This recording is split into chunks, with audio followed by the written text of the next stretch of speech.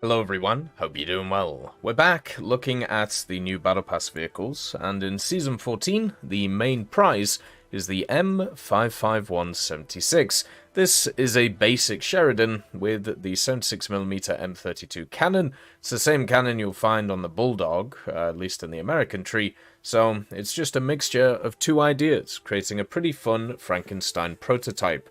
Everything else is pretty similar. There are a few differences between the different vehicles, and we'll go into them here. So, first of all, the similarities. The Sheridan chassis is exactly the same as the previous chassis that you know and love from the American tech tree. So it has access to the 4-man crew, it has the 265 horsepower engine. Remember, when it comes to modifications and stuff in this state, it doesn't have access to them. It has a transmission, which means that it can go forward and backwards at a decent click, and also has a bunch of fuel around the place that is going about. Now, the armor is exactly the same, so you pretty much have none, but as I said while talking about the vehicle, it does have some weird angles where you can just bounce rounds off, which is very annoying and will happen a lot on this kind of scooped front that you can see here with the Sheridan. From the side, it'll just go straight through because it's only 2mm of aluminium alloy, which behind it you have 19mm, so you can even go through it with stuff like HMGs if you really want to, and that, I'm sure, will happen quite a lot. So the vehicle doesn't have a ton of survivability. It has some, as I said, it's reliant on angles, and there are quite a few vehicles in the game that actually can survive quite a lot of shots because of these angle setups. The Dardo is one of them with its wonderful upper glacis, and the Sheridan kind of has it with the turret too, where you can see here, even though it's 25mm, if you shoot it here, it's actually 120mm effective thickness, but if you shoot over here, it's 32. So usually you just want to shoot right here, just take out everybody. Low glacis should work as well, especially since this thing is at rank 4, but it's also at 6.7 right now. Now, I've got a feeling this is probably going to change, just because of what it has access to, but at the moment in-game, it's at 6.7. It also has some really nice rewards backing it up, which are super cool, especially for a light tank. You can see that it has the smoke grenades too, and also the 50 cal, which is nice. So overall, it has some really cool factors to it, which will make it a fun light tank. The only issue with this, and also stuff like the Bulldog for America, is they are massive. But luckily at 6.7, you have a lot of options which aren't massive. The Ontos and also the M56 can fill the exact same role that this thing does, and also, you know, not be the size of an elephant. So, what is the major difference between this and the standard Sheridan, and why are they so different in BR? It's the gun. The M32 cannon, which you see here, which is actually two-plane stabilized, which is quite nice for it. It also has pretty good gun depression, surprisingly, and the targeting speed isn't too bad, but the vertical speed is poor. But with that stabilizer, it should be able to help it out a little bit and make it a little bit easier to use, which is quite nice. You have, of course, the loader here, and if this is the first stage ammo stowage, you only have 5 rounds. I hope that's not the case. Nothing is noted as the first stage yet, so we'll have to see what goes on with it. And then also you have the commander, who does have fire control of the main gun, which is kind of cool, and the gunner, who is slightly lower, so overall quite nice. So even though this gun, the 76mm, is two-plane stabilized, it still is a 76mm, which means that its rounds may not be the best. You can see here with the modifications, the vehicle has access to improved optics and also airstrike, so it will be able to scout, which is really cool. It has the smoke grenades and also all the mobility options, artillery, and of course the rounds, which are some of the biggest additions to this, even though they're exactly the same as the M32. So you have the M339 shot, which pens quite a lot, with some pretty good muzzle velocity and also projectile mass behind it. Still only as APBC though, so it might struggle with post-penetration. Then you have a HE shell, which you'll probably never use, a smoke shell if you're feeling derpy, and then also the round that many are going to talk about, the M551A2 shot. This is the APDS round, which has a lot of penetration behind it, meaning that you can go through a lot of targets and be able to penetrate them, but the actual damage you do past that penetration is the bit of an issue. You can see here the projectile mass is 2.81 kilos, its muzzle velocity is 1257 meters per second, so you can really throw it out there,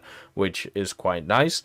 And also the penetration is up there as long as you're not hitting stuff which is too angled. So against stuff like Tiger 2s and also other heavy tanks, you'll be able to penetrate them with this gun, and also you have the stabilizer, so you can be able to get the first shot off, but also at the same time it might have a bit of British syndrome, where even though you have both of those things, what ends up happening is you pen a target and it doesn't die and then it shoots you back, especially if it has a good crew.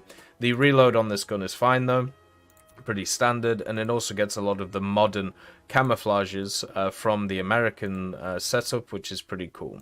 So, talking about the vehicle, another thing to also mention is its ammo capacity. It can only carry 23 rounds, which might be a limiting factor to a lot of people, because there are a decent amount of people who like to just toss out a ton of rounds as you go around, but for me it's not too much of an issue. Generally I see it as not really a problem, because I normally take this many rounds anyway. So the major targets you're going to run into is stuff like the Panther, right? Now there is no rangefinder on this thing, so you're just going to have to aim as it goes. The optics on the Sheridan is quite nice, and you can see that you can pen through the upper glacis of a Panther. You do want to aim to slightly the right of it, so you take out the driver gunner, but with the post-pen damage there, you can usually take out 1 or 2 people as you go through, which is what you want, right? Like, you want to do something. You won't be able to go through the upper glacis of the Tiger 2, but you will be able to go through the turret of it, which is right there, and if you get lucky enough, the round will pen and ammo rack the vehicle. So APDS doesn't have a huge cone of damage as it goes past, but what it does have access to is the ability to be fast, the ability to take out, you know, specific areas of a vehicle quite quickly, and then be able to follow up with a secondary shot. That's why usually the best place to shoot this round is something like a driver gunner setup, if you're able to, and then from there you take out the rest of the vehicle, because if you shoot anywhere else, what ends up happening is they just shoot back. If you go for ammunition, there'll be times where it just won't go off because of the APDS, so you just kind of get caught and you're not really able to do too much, which is annoying. But yeah. On the move, the stabilizer is very stable. You can see we're going at 45, it's fully stabilized, which is super nice. And just to kind of show you, the Sheridan isn't amphibious, and this was one of the things that was kind of discussed about in the devlog, was the idea of bringing in a Sheridan which had access to you know, some amphibious qualities, but this one doesn't have it. The APDS is very, very, very reliant on what the crew skills of the enemy are and how much damage you actually do in the post-pen. Against stuff like these vehicles, it may seem like it's okay because you can just kind of pen them and they don't seem to have any crew skills behind them, right? So you can just go like this and just hammer the vehicle like that, which is super nice. But in a lot of cases, if people have crew skills, which they will around these BRs, you won't do as much damage as you may believe, and that kind of sucks. It does have access to the more modern smokes, so they don't have to hit the ground before setting off. And also, as I said, I honestly feel like this vehicle doesn't stay at 6.7. It feels really nice, and at the same time, it will have issues with the APDS, just like all APDS launchers have. But it has good mobility, it has the good gun, it has also access to a 50 cal, which is huge, and also scouting. There isn't really anything where I look at on this vehicle and just go, nah, this isn't good, like that doesn't work, or this doesn't work.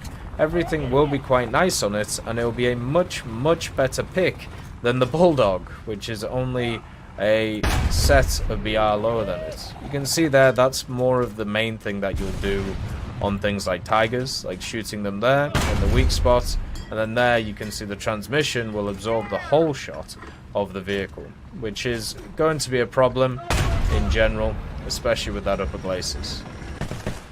Overall, I really like this vehicle, and it should be really fun to play, and at the same time, I think it will actually maybe replace some of the vehicles that I use as 6.7 for America, even though there is a metric ton of them that are all pretty good. As always, I hope you have a wonderful day. I'll see you next time.